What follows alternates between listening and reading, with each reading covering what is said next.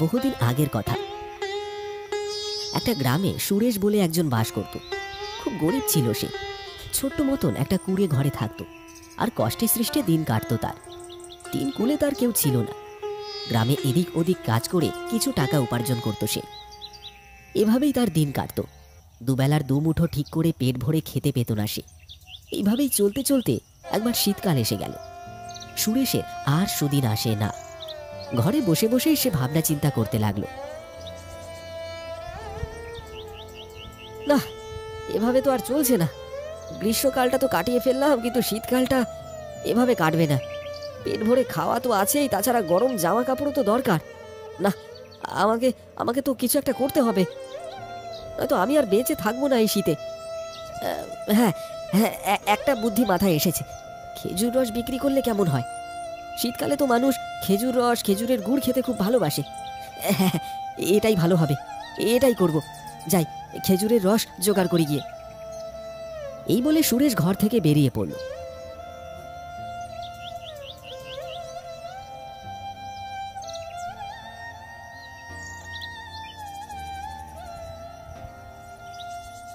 কিন্তু তার ভাগ্য বেজায় খারাপ। সব কটা খেজুর গাছে কেউ না কেউ এসে হাঁড়ি বেঁধে দিয়ে চলে গেছে। যে গাছগুলো খালি পড়ে আছে সেগুলো কেউ না কেউ ধরে বসে আছে। সেখানে গেলেই তাকে দূর দূর করে তাড়িয়ে দেয়।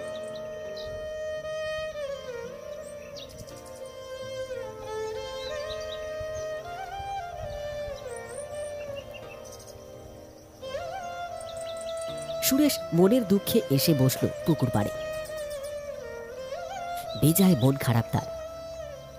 সে মন খারাপ করে বসে আছে পুকুর পাড়ে। এমন সময় সেখানে এলো মদন। মদন সেই গ্রামেরই ছেলে, সুরেশের খুব ভালো বন্ধু। তাকে মন খারাপ করে বসে থাকতে দেখে কাছে এসে সে বলল, কি হয়েছে ভাই সুরেশ, এমন করে মন খারাপ করে বসে আছিস কেন? আর বলিস না ভাই মদন, তুই তো জানিসই আমার অবস্থা। ভেবেছিলাম শীতকালে খেজুরের গুড় বিক্রি করে কিছু টাকা কামাবো, কিন্তু সে আর হলো কই। সব কটা গাছ ধরে বসে আছে সবাই, কোনো গাছের কাছে ঘেঁষতেই পারলাম না। ভাই, এই শীতটা মনে হয় পার করতে পারবো না। আরে ছি ছি ছি ছি, এসব কি আজে বাজে কথা বলছিস ভাই? এসব কিছু হবে না। আমি বলি কি শোন, ওই যে গ্রামের শেষে যে গাছগুলো রয়েছে সেখানেও তো হাঁড়ি বাঁধা রয়েছে। তুই বরং সেখান থেকে খেজুর রস চুরি করে বিক্রি কর, কেউ কিচ্ছুটি জানতে পারবে না। কি বলছিস ভাই? ওখানে গাছ রয়েছে, আমি তো সেটা জানতাম না। কিন্তু খেজুর রস চুরি করব যদি কেউ ধরে নেয়, তাহলে তো একটা হাড়ও আস্ত রাখবে না আমার। আরে না না, চিন্তা করছিস কেন? তোর কি মনে হয় এই শীতের রাতে কেউ কি ওখানে বসে পাহারা দেবে গাছগুলোকে? আমি বলছি তো, কোনো অসুবিধাই হবে না। তুই মাঝরাতে চলে যা হাঁড়ি নিয়ে, প্রচুর রস পাবি, কোনো অসুবিধা হবে না। আচ্ছা ভাই, তুই বলছিস যখন, একবার চেষ্টা করেই দেখি। ঠিক আছে ভাই, দেখে আসি কি করতে পারি। এই বলে সুরেশ মদনের কাছ থেকে বিদায় নিয়ে চলে গেল গ্রামের একেবারে শেষ প্রান্তে। গিয়ে দেখে সেখানে সারি সারি খেজুরের গাছ। প্রত্যেকটা গাছে হাঁড়ি বাঁধা রয়েছে। গাছগুলোর নিচে দুটো লোক বসে গল্প করছে। সুরেশ ভালো করে জায়গাটা দেখে নিয়ে ফিরে গেল নিজের বাড়িতে। ধীরে ধীরে বিকেল গড়িয়ে সন্ধ্যা হলো, আর তারপর রাত। মাঝরাত হতেই সুরেশ হাঁড়ি নিয়ে বেরিয়ে পড়ল। সে হাঁটতে হাঁটতে এসে পৌঁছল সকালের দেখা সেই জায়গাটায়। মদনের কথাটাই ঠিক, একটাও লোক নেই আশেপাশে। চারিদিক একেবারে খাঁ খাঁ করছে। সুরেশ ভারী খুশি হয়ে যেই পা বাড়িয়েছে খেজুর গাছের দিকে, অমনি সে শুনতে পেল একটা হাসির আওয়াজ।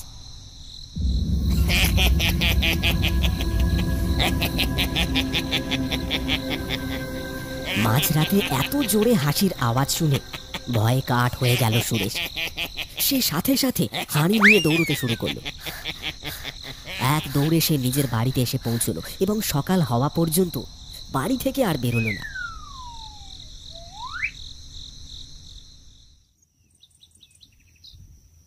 সকাল হওয়ার পর সে গেল তার বন্ধু মদনের কাছে। মদনকে সবকিছু জানাতেই মদন বলল, তুই না একটা মূর্খ। তোর কি মনে হয় ওখানে কি ভূত আছে? নিশ্চয়ই তোর মতো আরও কেউ খেজুর রস চুরি করতে গিয়েছিল।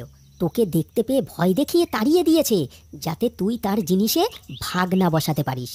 তুইও সেই রকম ভীতু, রস না নিয়ে পালিয়ে এলি। আজকে আবার যা, আর খবরদার একদম ভয় পাবি না।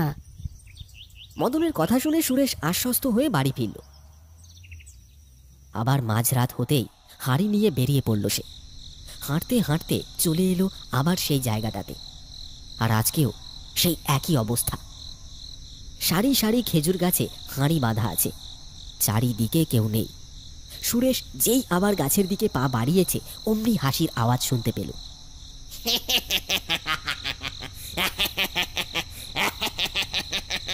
আবার আজকে হাসির আওয়াজ শুনে ভারী ভয় পেয়ে গেল সুরেশ। কিন্তু মদনের কথা মতন সে আজকে পালিয়ে গেল না, ভয়ে ভয়ে এগিয়ে চলল খেজুর গাছগুলোর দিকে।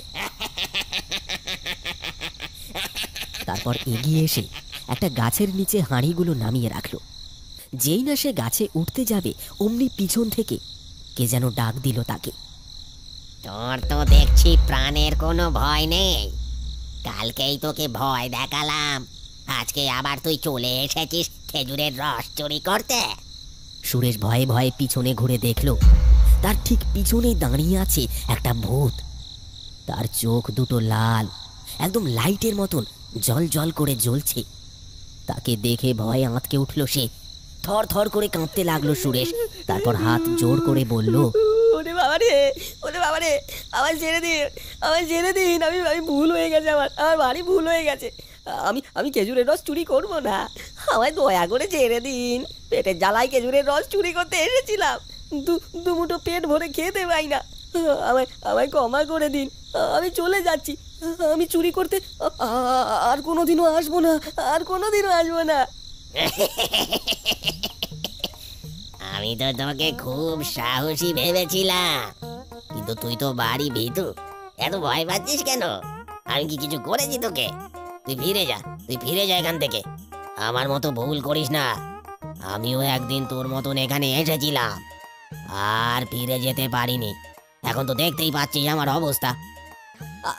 আমি আমি আমি কিছু বুঝতে পারলাম না। আমার মতো আপনি এসেছিলেন আর ফিরে যেতে পারেননি, ব্যাপারটা কি? ব্যাপারটা আর কিছুই নয়। জীবনকালে আমিও তোর মতন খেজুরের রস চুরি করতে এসেছিলাম মাঝরাতে। গাছে উঠেও পড়েছিলাম, কিন্তু ভাগ্য খারাপ, পা ফসকে পড়লাম সোজা মাটিতে। তারপর ঘাড় মুটকে প্রাণটা বের হয়ে যায় আর কি। আর এখন তো দেখতেই পাচ্ছিস কি অবস্থায় ঘুরছি। পেটের জ্বালা যে মহা জ্বালা, এই পেটকে সামলাতে কত কিছু করতে হয়। তাই তো মাঝরাতে খেজুরের রস চুরি করতে এসেছিলাম। ঠিক মতো খাবার জোটে না আমার প্রতিদিন। হ্যাঁ, বুঝতেই পারছি তোর অবস্থা। তা বেশ বেশ, নিয়ে যা, খেজুরের রস নিয়ে যা। আমি তোর সাহায্য করব। তুই গাছে ওঠ, আমি নিচে দাঁড়াবো। তুই যদি নিচে পড়েও যাস, আমি থাকবো তোকে বাঁচানোর জন্য। যা যা যা, দেরি করিস না, উঠে পড় গাছে। সুরেশ ভারী অবাক হলো। তারপর হাত জোর করে প্রণাম করলো ভূতকে। তারপর গাছে উঠে পেরে নিয়ে এলো খেজুরের রস। এইভাবে বেশ কয়েকবার গাছে উঠে সে রস পেরে আনলো। তার সবকটা হাঁড়ি ভরে নিয়ে সুরেশ ফিরে গেল নিজের বাড়িতে। এভাবেই প্রতিদিন সে খেজুরের রস নিয়ে যায়, আর তার জাল দিয়ে গুড় তৈরি করে বিক্রি করে। ধীরে ধীরে তার এই গুড়ের ব্যবসা ফুলে ফেঁপে উঠতে থাকে। গুড় বিক্রি করে সুরেশ অনেক বড় লোক হয়ে যায়। তার আর সেই ছোট্ট কুঁড়ে ঘর নেই, এখন সেখানে বিরাট এক বাড়ি। সুরেশ এখনো প্রতিদিন মাঝরাতে খেজুরের রস নিয়ে আসে ভূতের সাহায্যে, এবং সকালে তা বিক্রি করে দেয়। এইভাবেই সুরেশ সুখে শান্তিতে দিন কাটাতে থাকে, এবং প্রতিদিন মনে মনে প্রণাম জানায় খেজুর গাছে থাকা সেই ভূতের উদ্দেশ্যে। তোর না আজ বাড়ি যাওয়ার কথা? হ্যাঁ, যাওয়ার তো কথা, কিন্তু যাই কি করে? কেন রে? একটু আগে অনিমেষ স্যার এসে আরো এক গাদা ফাইল হাতে ধরিয়ে দিয়ে বললেন কালকের মধ্যেই নাকি সব জমা দিতে হবে। তাতে কি, তুই নিশ্চিন্তে বাড়ি যা, এদিকটা আমি সামলাচ্ছি। কাজ তো অনেক, তুই সব সামলাতে পারবি তো? এমন কি কাজ, ওসব আমি বুঝে নেব, তুই নিশ্চিন্তে বাড়ি যা। বড় বাঁচা বাঁচালি আমায়, ধন্যবাদ দোস্ত। শুকনো ধন্যবাদে কাজ হবে না, কিন্তু আসলে ট্রিট দিতে হবে। আচ্ছা, ওসব না হয় হবে। এখন আর দেরি করিস না, বেলা থাকতে থাকতে বেরিয়ে পড়ো। আমি তাহলে এখন আসি।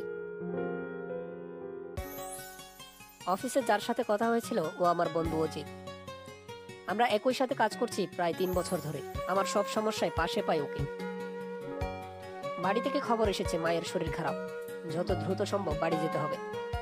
কোনোরকম জামা কাপড়গুলো ব্যাগে নিয়ে চললাম। হাতিমপুর পেরুলেই শিমুলকান্দি, 10-15 কিলোমিটারের পথ। যেতে তেমন একটা সময় লাগে না।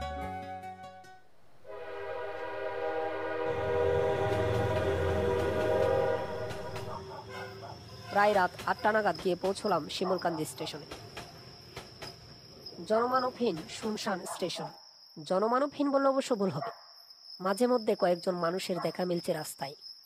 চারিদিকে ঘুটঘুটে অন্ধকার। রাস্তার পাশেই নিয়নের টিমটিমে আলোয় দেখা যাচ্ছে একজন লোক একটি মোটরসাইকেল নিয়ে দাঁড়িয়ে আছে। গ্রামগঞ্জ এলাকা, এখন অবশ্য একটু উন্নতি হচ্ছে।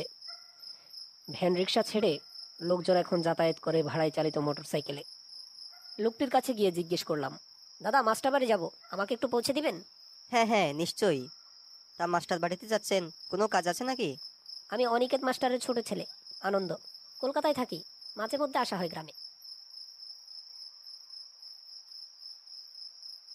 লোকটির সাথে কথা বলতে বলতে গিয়ে পৌঁছলাম বাড়ির সামনে।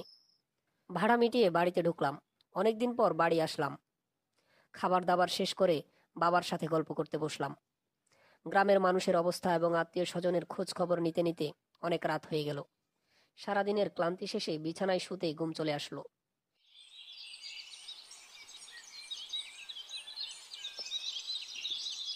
পরের দিন সকালবেলা পাখিদের কিচিরমিচির আওয়াজে আমার ঘুম ভাঙল। উঠে দেখি স্নিগ্ধ সূর্য উকি দিয়েছে আকাশে। প্রকৃতির চারপাশে উঠে গেছে আলো।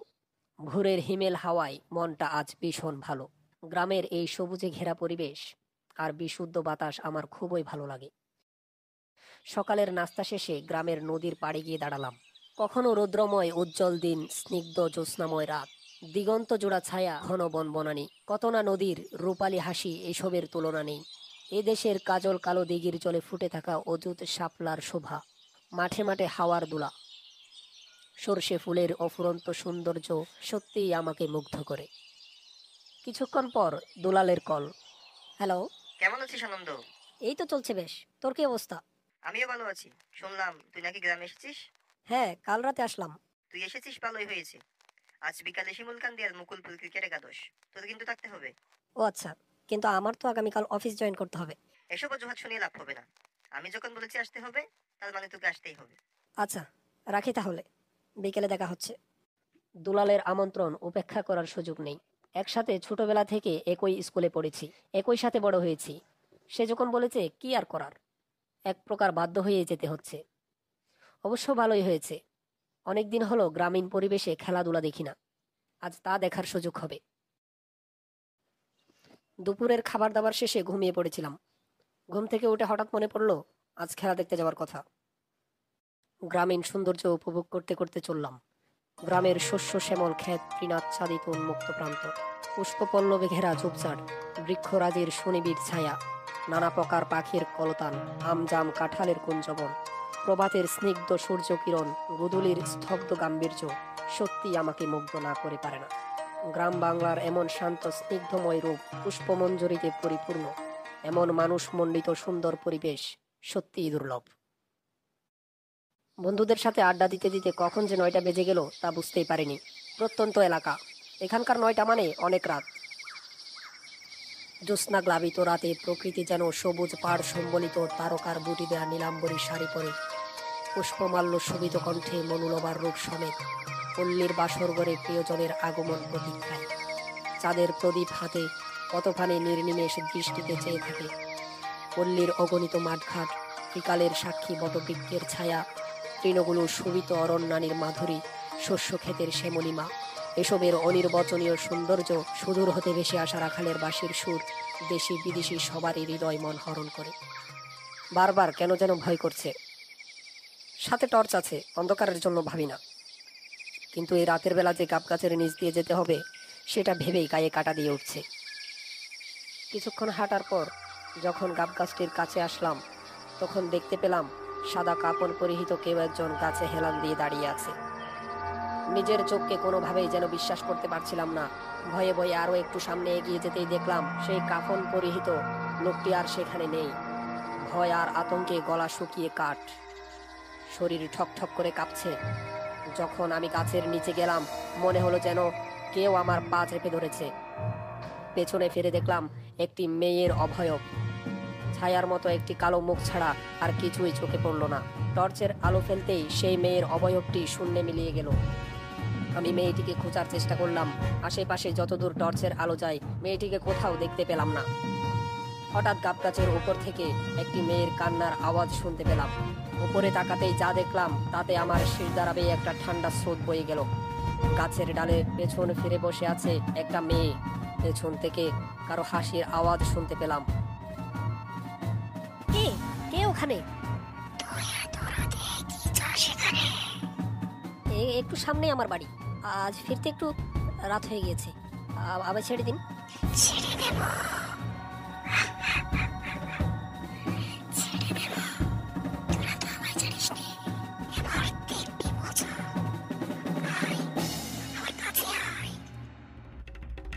এই বলে ছায়ামূর্তিটি আমার দিকে এগিয়ে আসতে লাগলো। কি করব কিছুই বুঝতে পারছি না, তবে এতটুকু বুঝতে পারছি যে আমার এখান থেকে পালিয়ে যাওয়া উচিত। সামনে খোলা মাঠের উপর দিয়ে প্রাণপণ ছুটে চললাম। আচমকা কিছু একটার সাথে হোঁচট খেয়ে আমি মাটিতে পড়ে গেলাম। এরপর কি হলো আমার কিছুই মনে নেই।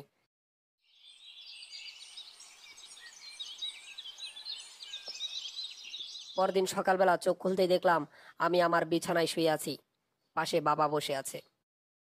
কি হে বাবা আনন্দ, কি হয়েছিল তোর? রাতের বেলা উঠানের সামনে পড়েছিলি কেন? কাল রাতের সব ঘটনা বাবাকে খুলে বললাম।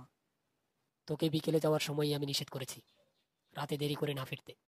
অনেকদিন পর কাল সব বন্ধুদের সাথে একসাথে আলাপ হলো। কথা বলতে বলতে অনেক রাত হয়ে গেছে, বুঝতেই পারিনি। আচ্ছা বাবা, আসলে কি ঘটেছিল এই গাছে? সে অনেক বছর আগের কথা। তখন এই গাছের নিচে একটা পরিবার ছিল। সে পরিবারের কর্তা ছিলেন একজন মুচি। তার একটি সুন্দরী মেয়ে ছিল। মেয়েটির জন্মের সময় তার মা মারা যায়। এরপর থেকে বাবা আর মেয়ে কোনো রকমের সংসার চলতো তাদের। দুর্ভাগ্যবশত বিরল রোগে আক্রান্ত হয়ে চিকিৎসার অভাবে তার বাবাও মারা যায়। এরপর এলাকার কিছু অসৎ লোক মেয়েটির অসহায়ত্বের সুযোগ নিয়ে তার উপর অত্যাচার করতে থাকে। এসব কিছু সহ্য করতে না পেরে ওই মেয়েটি একদিন গলায় ওড়না পেঁচিয়ে আত্মহত্যা করে। এরপর থেকে রাত করে যেই ওই গাছের নিচ দিয়ে আসে মেয়েটি তাদের ক্ষতি করতে চায়। তখন থেকে কেউই আর ওই গাছের নিচ দিয়ে আসে না।